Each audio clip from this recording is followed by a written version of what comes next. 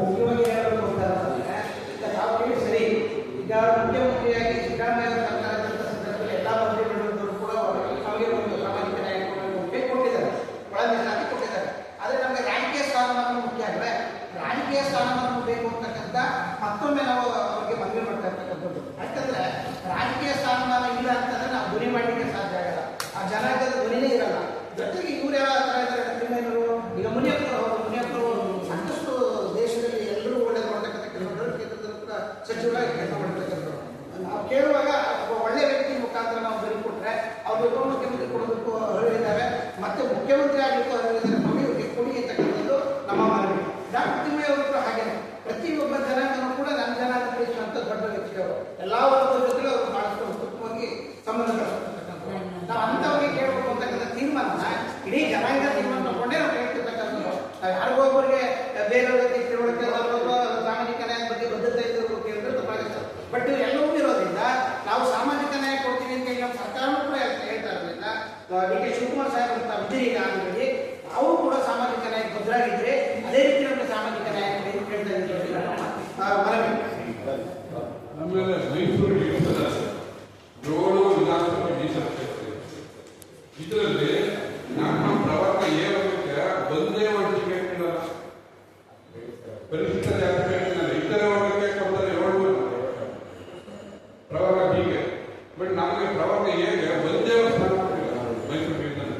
ಮತ್ತು 25 ವರ್ಷದಿಂದ ಅಲ್ಲಿವರೆಗೂ ಒಂದು ಮಂತ್ರಿ ಸ್ಥಾನ ಕೊಟ್ಟಿಲ್ಲ. ಹಂಗಾಗಿ ಮೈಸೂರು ಜಿಲ್ಲೆಗೆ ಡಾಕ್ಟರ್ ಡಿ ತಿಮ್ಮಯ್ಯ ಸಾಹೇಬ್ ಹೇಳಿದ್ದಾರೆ, ಜನರಲ್ ಕಾನ್ಫರೆನ್ಸ್ ದಲಿತ ಜನರಲ್ ಕಾನ್ಫರೆನ್ಸ್ ನಲ್ಲಿ ಲೋಕಲ್ ಬಾಡಿಗಿಂತ ಗೆದ್ದಿದ್ದಾರೆ, ಅವರು ಅರ್ಹರಿದ್ದಾರೆ. ಮತ್ತೆ ಯಾಕೆ ಅವ್ರನ್ನ ಪರಿಗಣಿಸಬೇಕು ಅನ್ನೋ ಕಾರಣ ಹೇಳಿದ್ರೆ ಅವರು ಗೆದ್ದು ಬಂದ ಮೇಲೆ ನಮಗೆ ಎಜುಕೇಶನ್ ಅಲ್ಲಿ ಕೆಲವು ಉಚಿತ ಶಾಲೆಗಳಿಗೆ ಮತ್ತೆ ಹಾಸ್ಟೆಲ್ಗಳಿಗೆ ಸೀಟು ಬಂದು ವಿದ್ಯಾರ್ಥಿಗಳನ್ನ ಒಬ್ಬರು ಕೂಡ ಇದು ಕಳಿಸಿದ್ದಾರೆ. ಪ್ರತಿಯೊಂದು ವಿದ್ಯಾರ್ಥಿ ಕೂಡ ಪ್ರವೇಶ ಕೊಟ್ಟಿದ್ದಾರೆ. ನಾವು 35 ಮಾರ್ಕ್ಸ್ ಆಗಿಲ್ಲ ಹಾಸ್ಟೆಲ್ ಸೀಟ್ ಕೊಡ್ತಿದ್ದಾರೆ.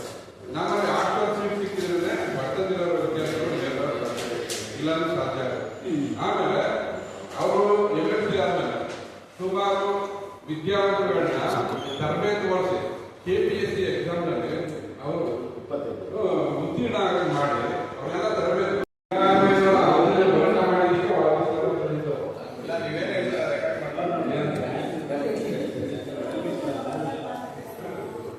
ಇನ್ನೊಂದ್ಸಲ ಸಬ್ಜೆಕ್ಟ್ ಹೇಳ್ಬಿಡಿ ಸರ್. ಸಬ್ಜೆಕ್ಟ್ ಇಷ್ಟು ಜಿಲ್ಲೆಗಳಲ್ಲಿ ಯಾವೊಬ್ಬ ಎಡಗೈ ಸಮುದಾಯದ MLA ಇಲ್ಲ, MP ಇಲ್ಲ. ನಮ್ಮ ಪ್ರಾತಿನಿಧ್ಯವಾದ ಸರಿದೂಗಿಸಲು ಡಾಕ್ಟರ್ ಡಿ ತಿಮ್ಮಯ್ಯನವರಿಗೆ ಮೊದಲ ಸ್ಥಾನವನ್ನು ನೀಡಬೇಕು ಅಂತ ಹೇಳಿ ಸನ್ಮಾನ್ಯ ಮುಖ್ಯಮಂತ್ರಿ ಡಿ ಕೆ ಶಿವಕುಮಾರ್ ಸಾಹೇಬರಿಗೆ ಈ ಮೂಲಕ ಮನವಿ ಮಾಡ್ತೇವೆ ಮತ್ತು ಕಾಂಗ್ರೆಸ್ ಪಕ್ಷದ ವರಿಷ್ಠರಿಗೂ ಕೂಡ ಮನವಿ ಮಾಡ್ತೇವೆ. ಹಾಗಾಗಿ ನಮ್ಮಲ್ಲಿ ದಯವಿಟ್ಟು ಮಾತಾಡೋದು ನಮ್ಮ ಸರ್ಕಾರದಲ್ಲಿ ಮುಖ್ಯಮಂತ್ರಿಗಳು ಉಪಮುಖ್ಯಮಂತ್ರಿಗಳು ಏನಿದ್ದಾರೆ ಅವ್ರ ಮೇಲೆ ಭರವಸೆ ಇದೆ, ಅವ್ರ ಮೇಲೆ ನಮಗೆ ಬೇಡಿಕೆಯನ್ನ ಇತ್ಯರ್ಥಪಡಿಸದಂತ ಆಶಾಭಾವನೆ ನಮಗೆ. ನಿಮ್ಮ ಮುಖ್ಯನ ನಾವು ಮನವಿ ಮಾಡ್ತೀವಿ. ಅದು ಬೇರೆ ಅದಾದ್ರೆ ಪ್ರಾತಿನಿಧ್ಯವನ್ನ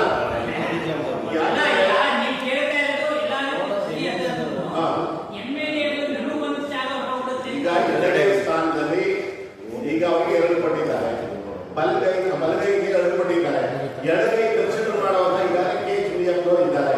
ಇನ್ನೊಬ್ರು ಕೊಡಬೇಕು ಅಂದ್ರೆ ಈ ಮೈಸೂರು ಡಿವಿಷನ್ ಇಂದ ಡಾಕ್ಟರ್ ಡಿ ತಿಮ್ಮಯ್ಯನವ್ರನ್ನ ಯಾಕೆ ಕನ್ಸಿಡರ್ ಮಾಡಬಾರ್ದು ಅನ್ನೋ ಒಂದು ಮುಖ್ಯ ಉದ್ದೇಶದಿಂದ ನಿಮಗೆ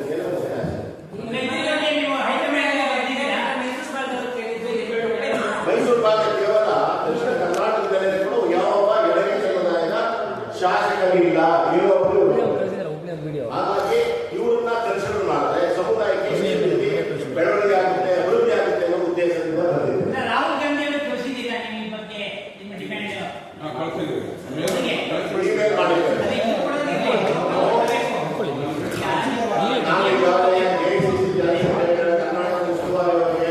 ಎಲ್ಲರೂ ಕೂಡ ನಾವು ಇಮೇಲ್ ಮಾಡಿದ್ದೇವೆ, ನೀವು ಈ ಸಾಮಾಜಿಕ ನ್ಯಾಯ ಕೊಡಬೇಕು, ಸರಳಬೇಕು, ದಕ್ಷಿಣ ಕರ್ನಾಟಕ ಪ್ರಾತಿನಿಧ್ಯ ಇರಬೇಕು ಅಂತ ಹೇಳಿ ಈಗ ಮನವಿ ಮಾಡಿದ್ದೀವಿ. ಈ ಮನವಿಯಲ್ಲಿ ನಿಮ್ಮನ್ನು ಕೂಡ ಮತ್ತು ಸಂವಾದ ಏನಿದೆ ನಿಮಗೇನೂ ಕೂಡ ನಮ್ಮ ಬೇಡಿಕೆಗೆ ಅದಕ್ಕೆ ಕೈ ಜೋಡಿಸಿರುವಂತ ನನ್ನ ಮನವಿ.